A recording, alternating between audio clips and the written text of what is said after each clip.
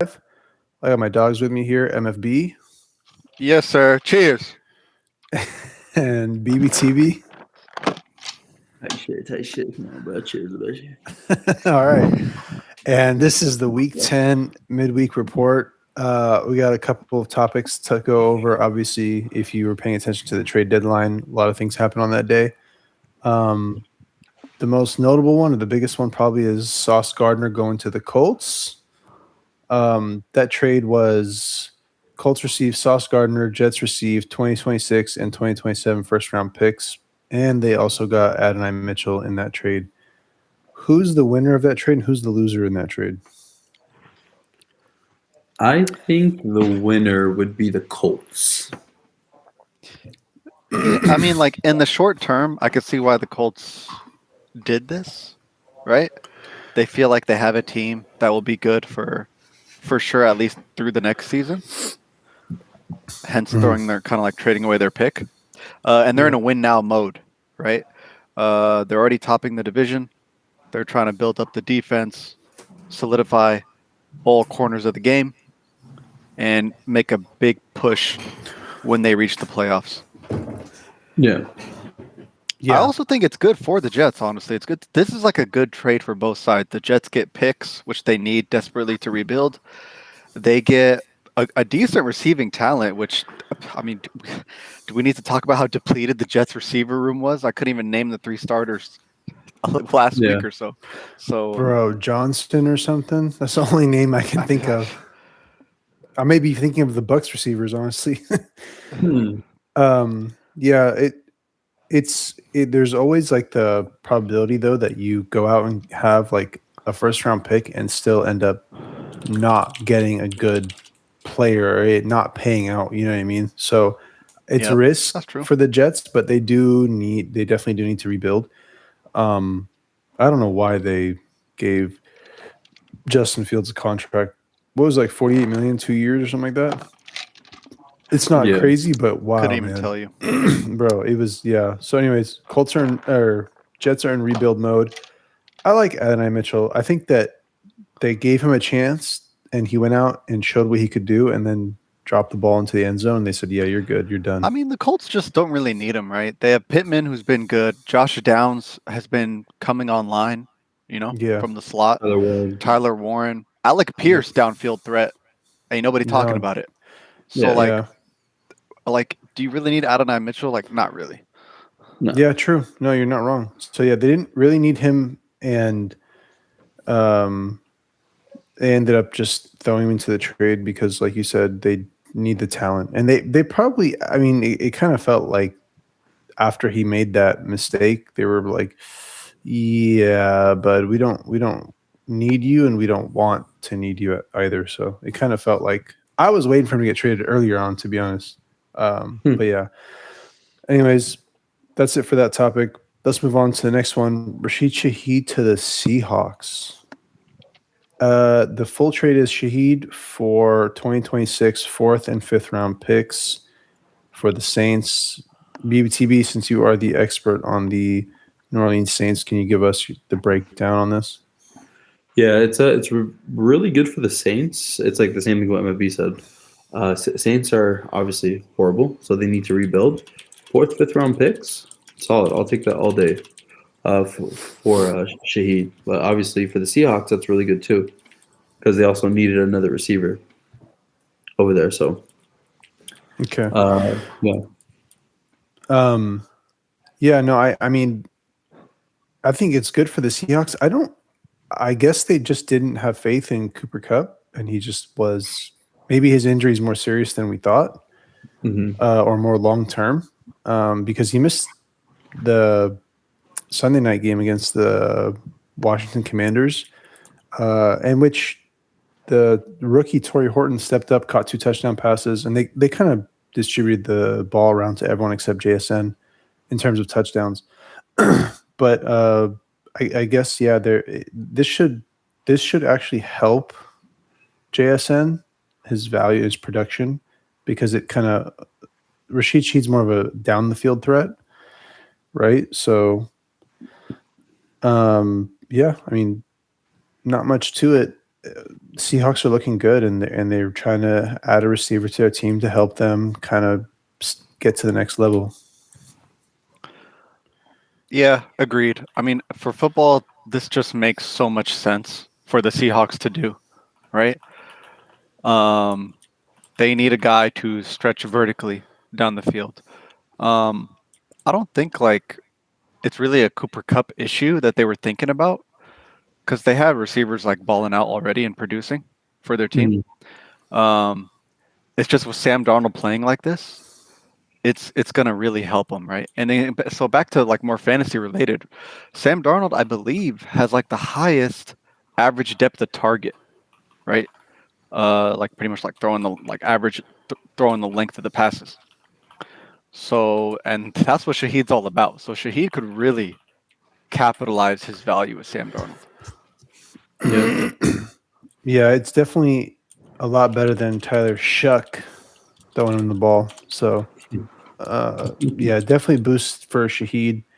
Would you go out and trade for Shahid? If you're in a 16-man league, I would go trade for Shahid. That's what I'd do. Golly, a 16 man. Okay.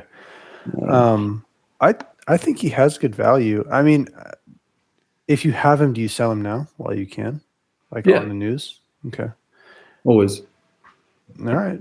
I mean, I like Shahid. I think he can do very good. He might not first game go out there and ball and get like 2 touchdowns or something, but I think he definitely is a good player, a good receiver, and he definitely I think is good for fantasy.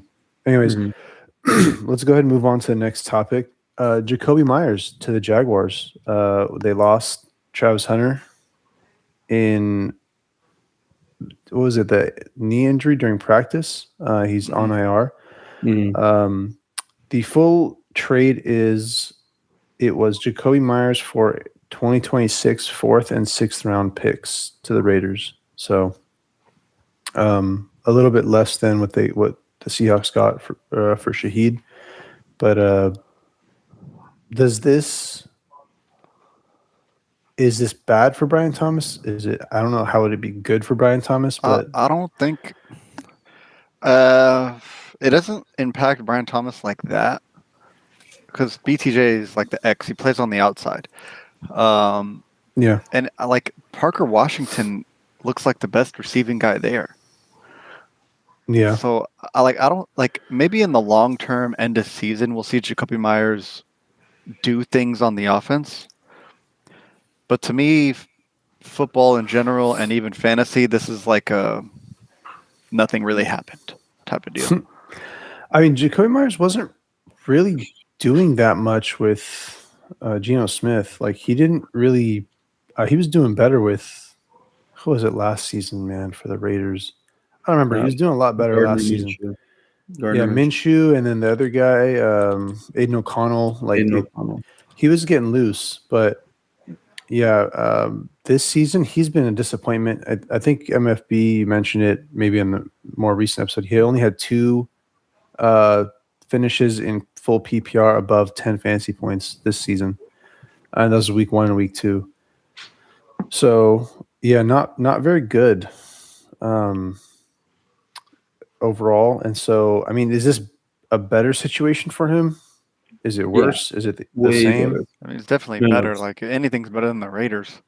Yeah. And I'm Bro, pretty sure the Jags are 6-2 or 5-3 right now. And so with Probably Jacoby 5 and Myers, 3. I'll be honest, I think Jacoby 5 and Myers is 3. very slept on. Yeah, 5-3. I think he's very slept on, dude. I feel like he will perform with the Jags and it'll help out T-Law, in my opinion. So if you're a T-Law owner, I'm pretty juiced. I don't know if it helped. I think Trevor Lawrence, I don't know, man. I'd have to see them play and see how it helps him to believe Mhm. that. I wouldn't really be excited for Trevor Lawrence. He's just not, he doesn't feel that good to me. Like he's not been that good this season, I Yeah. feel like. He hasn't really unlocked BTJ. So I don't know. Anyways, that's enough for that trade. Next topic, Jacoby Brissett is named the starter in Arizona. So This happened, by the way. Kyler Murray was placed on IR. Jacoby Brissett, the news came out that Brissett would be the starter this next game before they put Kyler Murray on IR. So they didn't put Kyler Murray on IR and go, oh, well, Jacoby Brissett is the starter. So I don't know. We talked about it on the studs and duds. I think this kind of goes along with what MFB was saying in our previous episode about them soft benching Kyler, and they're saying the era of Kyler Murray is over. This is exactly what that is. Yeah. This is Kyler getting soft benched, bro. Yeah, literally. And I agreed when you had mentioned that in our last episode. I said, yeah, it's a soft bench for sure. And I'm a Cardinals fan. I watched Kyler Murray for a while. He came back from his injury. He wasn't that good. Last year, he didn't do that good either. This year, he's been whatever. Bro, the Cardinals are a dumpster fire, man. I really don't think if you have Marvin Harrison, bro, I would trade him away. The only player on that team I would not be worried about is Trey McBride. That's the only player that I'm like, yeah, he's good. He's going to be just fine. No. I'm complete opposite. I really want Marv. Marv is I think in the beginning of the season, I said that's my league winner. I'm even more juiced to have him on my team as a league winner. I think he'll produce with Jacoby Brissett. I don't think so, man. I'm kind of in between either of you, right? I think I wouldn't go out and buy Marvin, and I wouldn't really sell Marvin unless I sold him really high. But I will say, well, back to like really the topic of Jacoby Brissett news, right? Mm-hmm. Yeah. But we're talking about a guy who he's turning 33. He's been on like 7 teams, the journeyman QB. Mm-hmm. And you're putting this former first overall pick on the bench, soft bench. It's kind of nuts, right? Just to sit back and think about it. You guys gotta realize, but back to the offense in general, right? I hella respect the Cardinals coach, bro. I think that coach is coaching his ass off right now in the middle of the Cardinals season. Mm-hmm. I'll tell you why. Number one, the defense is actually playing pretty good some games. There's random Arizona games where the defense is shutting teams out with a very mid-talented defense, let's be honest, right? Yeah. And the offense with Jacoby Brissett, they're using a lot more crossing routes, right? Which they weren't doing before. So that's really helping Marvin shine. So that's why I kind of have a little bright spot for Marvin and Jacoby. I want to say Jacoby Brissett is not a franchise quarterback. He's definitely not. He's bounced off of teams. You know what I mean? I think you have to realize that Marvin Harrison played with Jacoby Brissett for it was 2 games before the bye. Yeah. And then they played Dallas. In those 2 games, Marvin Harrison was targeted 2 times for 32 yards. 2 targets, 2 receptions, 32 yards, and then 6 targets, 2 receptions, 58 yards. They played against Dallas. You guys have to realize how bad the Dallas defense is. It's bottom of the league, right? Mm-hmm. So in that situation, and the Cardinals defense, I mean, all credit to them. We're shutting down Dak, CD, Pickens. They were really kind of holding them. I mean, even Jake Ferguson, they made him fumble. That's what I was surprised by. I mean, yeah, they looked like a good defense, right? But any offense can look good against Dallas. I would temper expectations for Marv. I would try to sell high now with the news that Jacoby Brissett is a starter, Kyler Murray's gone, Marv is back, XYZ. If you really dig into it, I'm telling you, I don't trust it. I don't think. One point I'll say on selling Marv that could be great. The playoff schedule is Rams, Houston, Atlanta. Oh, damn. And let me tell you, actually, it's Rams, Houston, Atlanta, and then they play Cincy on week 17 for the finals. So if you can get to the finals, cool. But also, if you're going to sell Marv, you got to do it before they play the Seahawks this week. because I don't think he goes off against Seahawks, man. That defense looks crazy. I But was anyways, going to say, just real quick, just a little BBTB hot take. sure. Kyler Murray will be a Saint next year. Huh. That'll be. Brother, I mean, you don't want Kyler Murray. I know, I'm don't. just saying. You don't Okay. actually want that, bro. And you know what's Howard funny is though? I forgot who was saying this. It was some podcast I watched, and he's like, "Man, you know how ass Kyler Murray is? What NFL player still talk about high school? Watch me in high school, bro. See my high school highlights, That's crazy. bro. That's a hella good point, bro. Everybody in true. the NFL was raw in high school, bro. Yeah, exactly. That's how they made it to true. the league eventually, right? Yeah, man. We spent a lot of time on this topic. You know how I feel.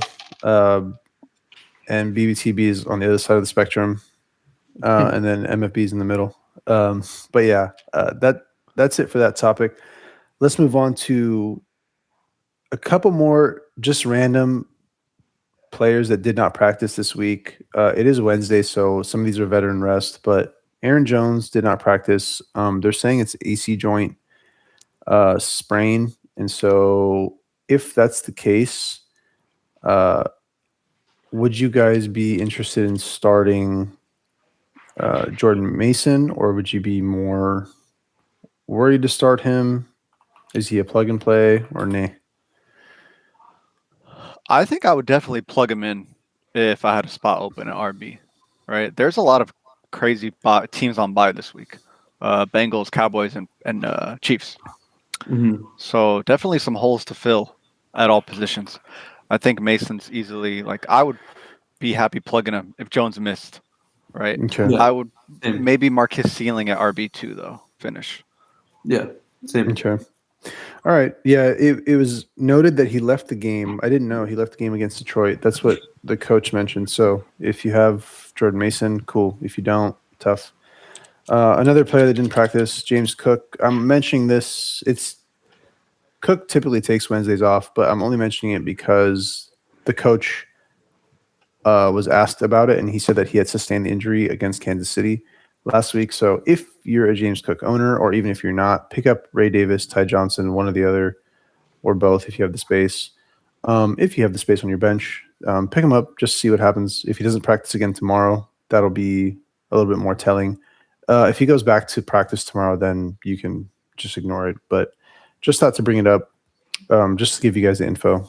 And hopefully we will know more information as the week goes on. That's it for the midweek report. Nothing much. It was mostly on the trades, everything that was leading up to the trade deadline, everything that happened. Plus, we had to talk about the Cardinals, But that about does it for this episode. Do you have anything else you want to bring up? No. BBTV, you want to scoot back a little bit? You're a little bit close. Thank you. All right. That'll do it for this episode. We'll see you guys on the next one. Peace.